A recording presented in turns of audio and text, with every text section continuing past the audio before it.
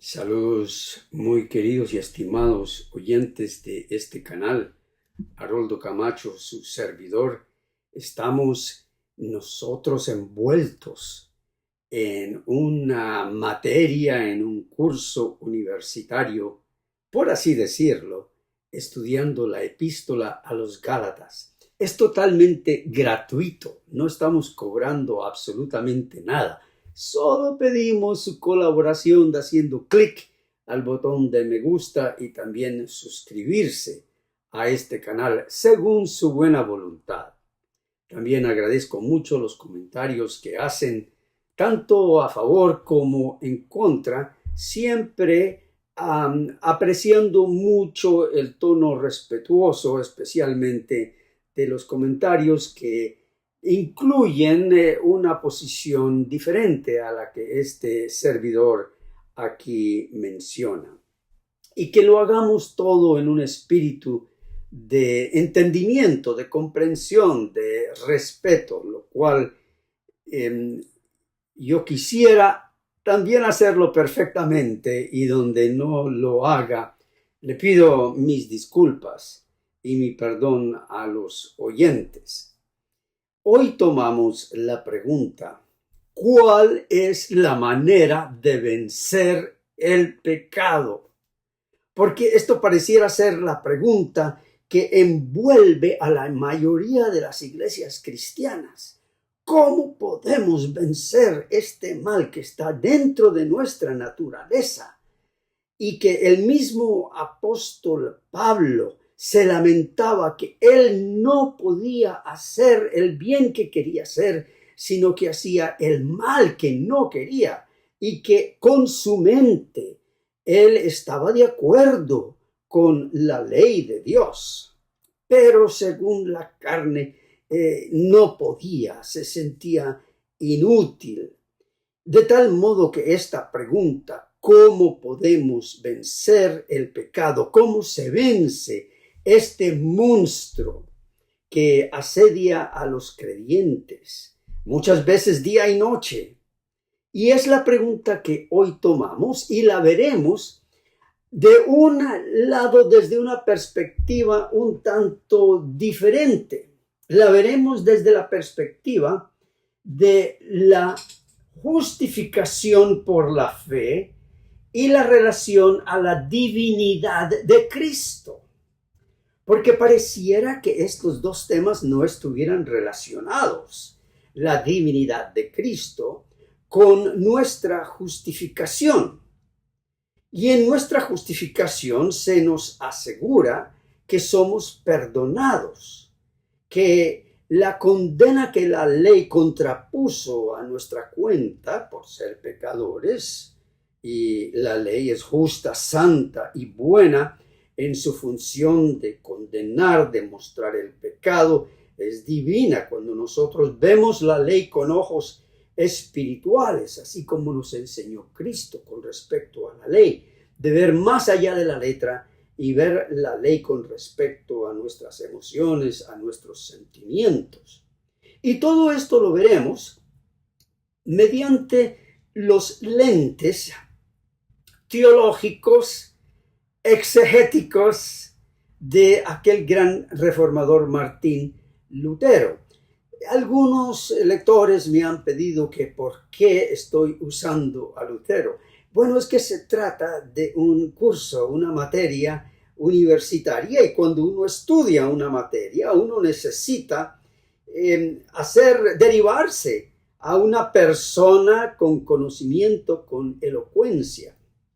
Y en el tema de la epístola a los Gálatas, históricamente, el reformador Martín Lutero se ha considerado como la eminencia número uno en la epístola a los Gálatas. Tal vez a algunos les sorprenda eso, pero sí, el reformador dictó en el año 1531 una serie de 41 conferencias sobre la epístola a los Gálatas. Era él el mismo profesor, así que nosotros tenemos aquí un gran privilegio único de como si fuera estar sentados en esa sala en la Universidad de Wittenberg, que todavía existe en Alemania, y escuchar la voz del mismo reformador, porque estas son conferencias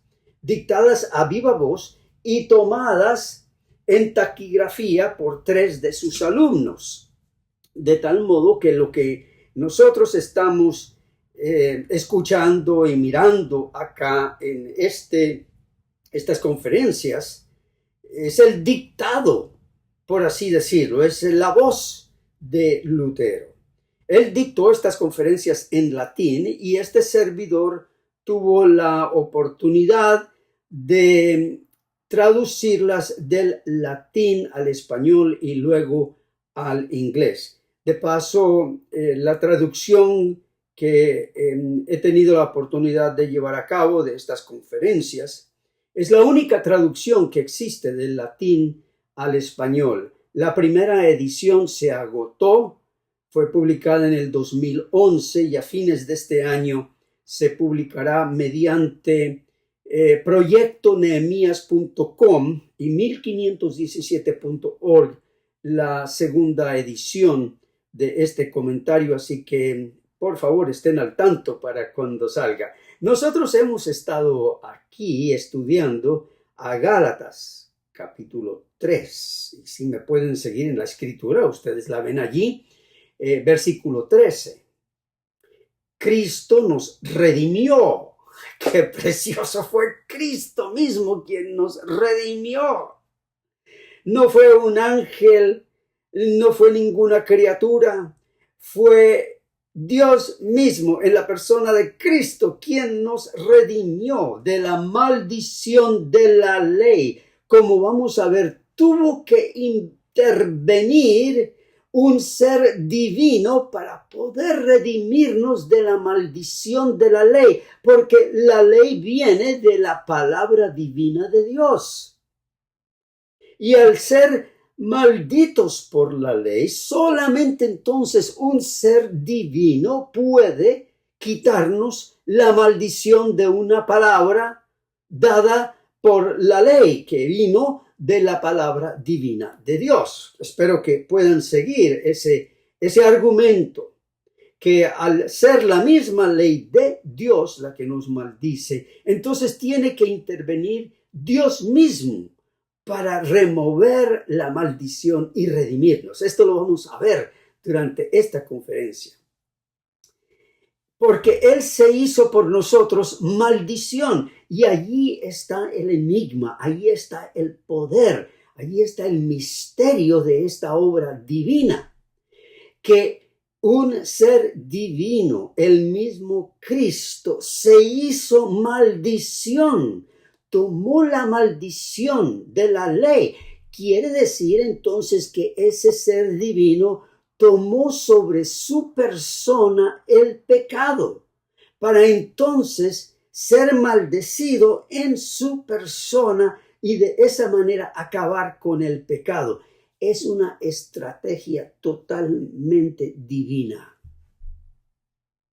Es una estrategia que tiene su origen en la mente de Dios y no en la mente humana.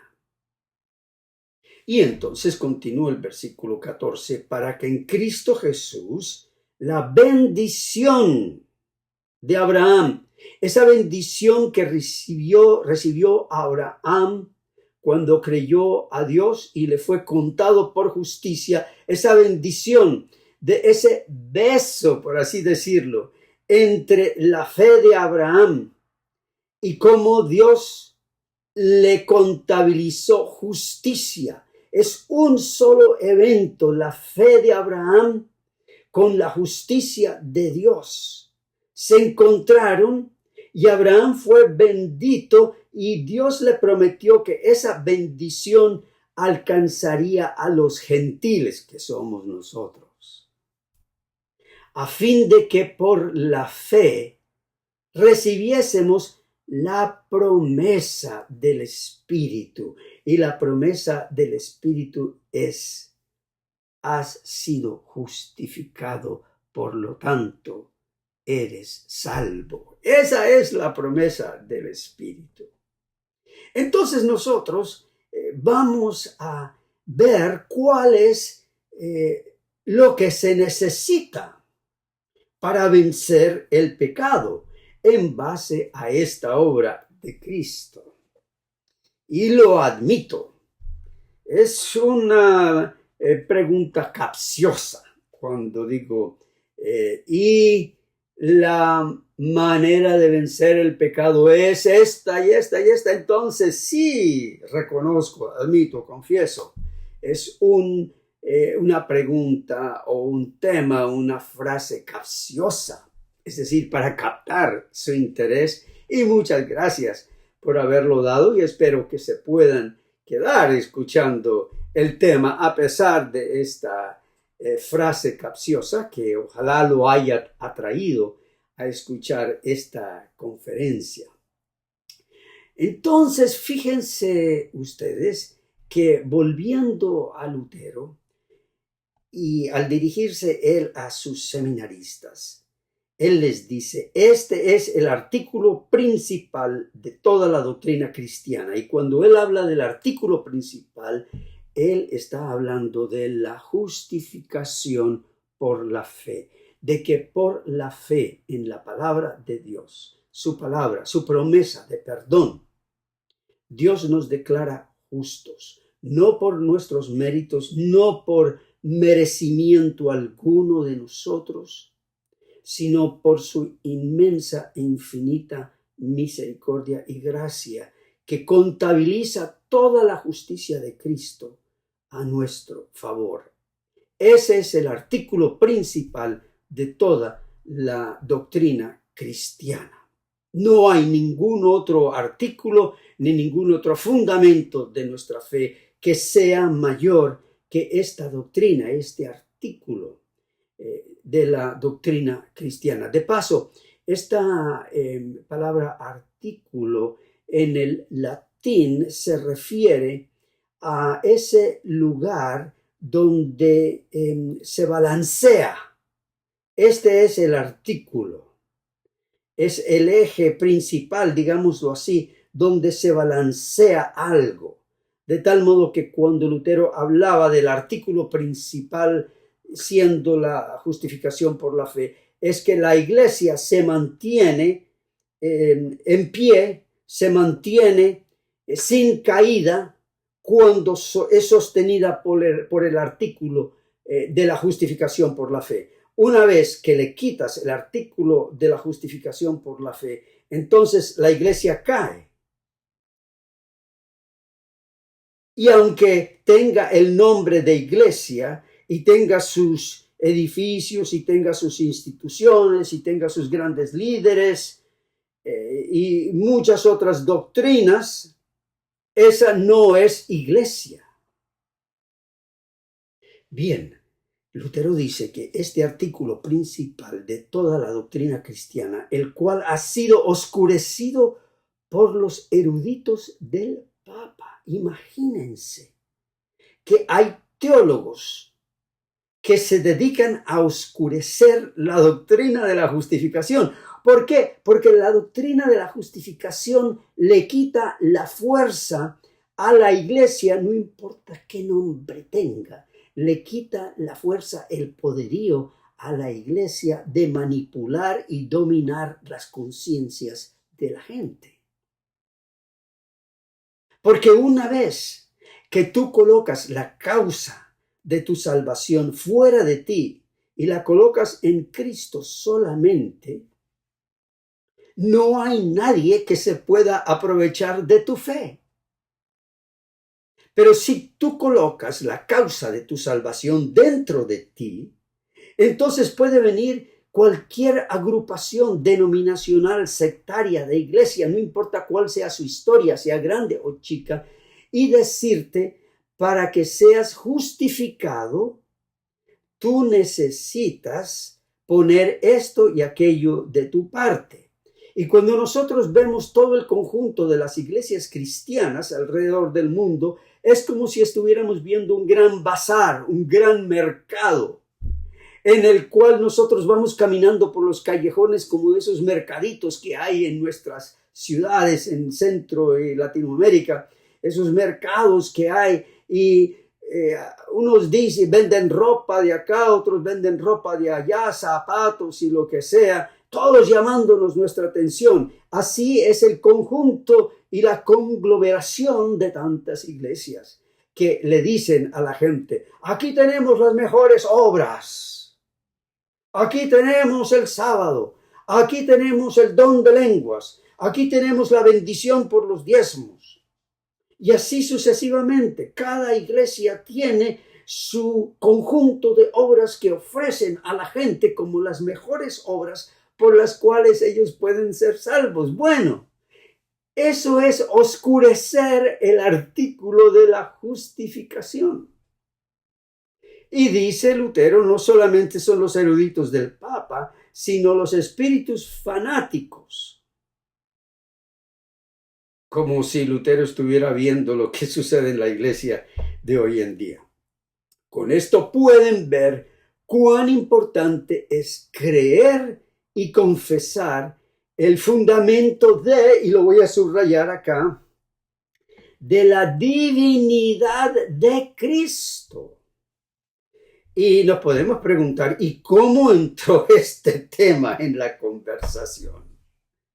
¿Cómo es que aquí Lutero inyecta, filtra el tema de la divinidad de Cristo con respecto al artículo principal de la doctrina cristiana y la manera como la doctrina de la justificación ha sido oscurecida por los teólogos, no importa de qué denominación,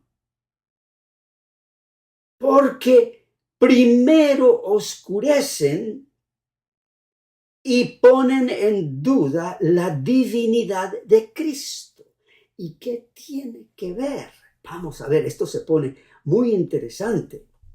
Dice, cuando Arrio lo negó, Arrio fue un obispo de la iglesia alrededor del año 300, dicen que nació en el año 256 y vivió, creo que fue hasta el año 336, un obispo que comenzó a negar, aunque ya esta doctrina venía enseñándose, así como los apóstoles profetizaron que vendrían falsos cristos y falsas doctrinas que engañarían a muchos, pues Arrio comenzó negando la divinidad, la plena divinidad de Cristo.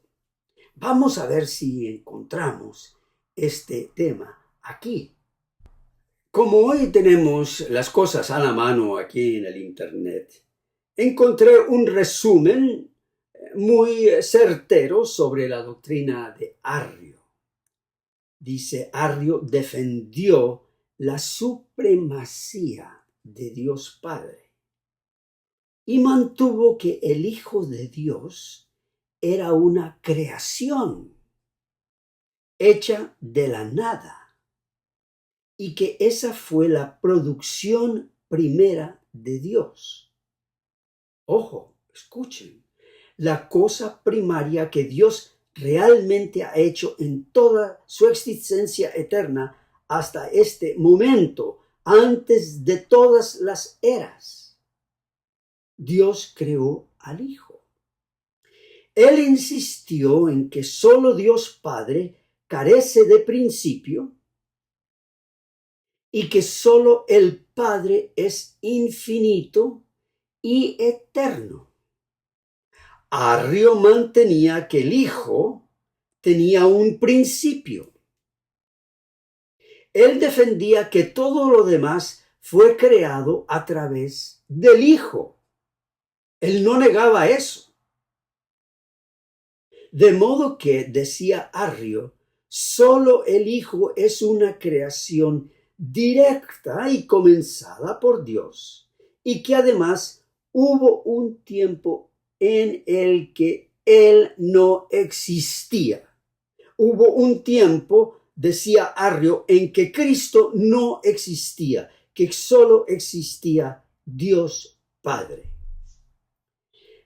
El concilio de Nicea, uno de los primeros concilios de la iglesia, fue convocado para combatir contra esta herejía de Arrio. ¿Por qué es importante comprender esta herejía?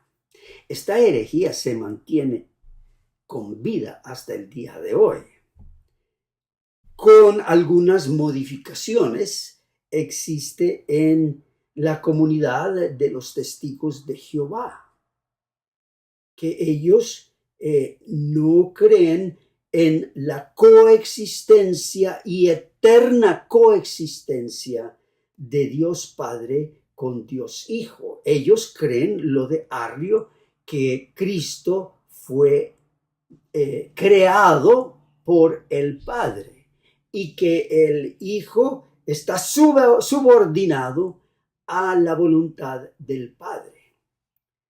Como curiosidad, cuando se inició la Iglesia Adventista del Séptimo Día, ellos también creían en la herejía de Arrio. Ellos no creían en la plena divinidad de Cristo.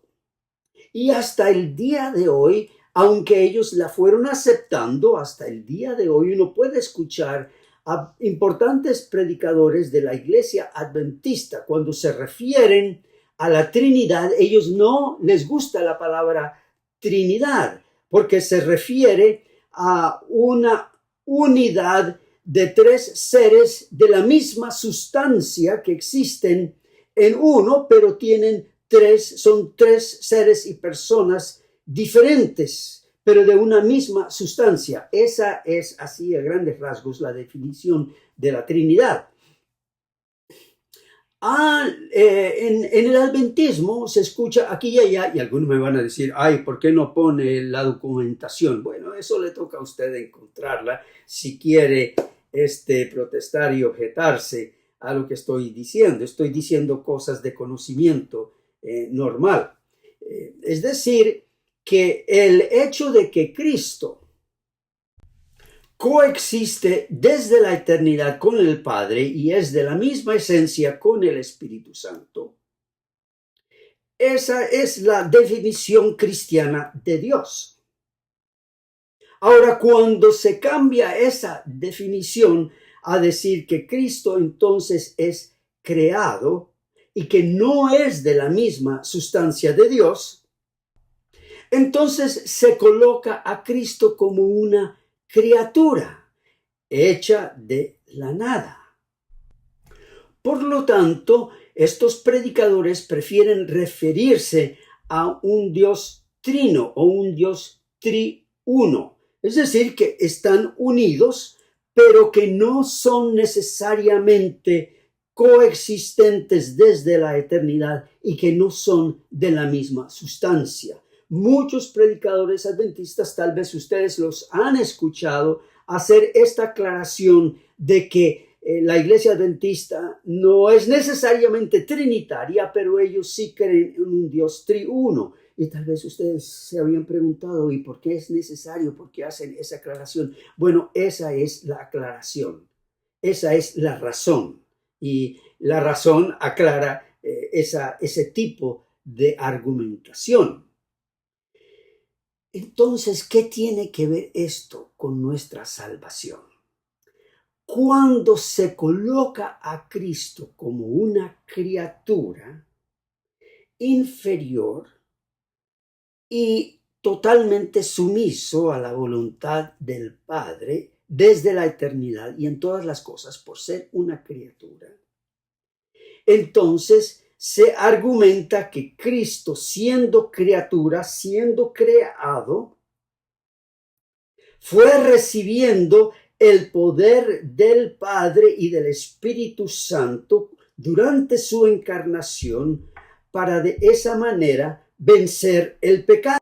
No es que él tenía pecado en sí, pero que el pecado lo asediaba por todos lados y que siendo criatura, entonces él recibía el poder para decirle no en todo aspecto al pecado. Y fue así como entonces Cristo venció a nuestro favor, dándonos el ejemplo de cómo una criatura, como él siendo criatura, obedeció al Padre con la ayuda del Espíritu Santo en todo aspecto. De tal modo que el arianismo o el arrianismo, las doctrinas de Arrio, se confabulan para crear toda esta especie de la salvación siguiendo el ejemplo de Cristo y de cómo vencer el pecado.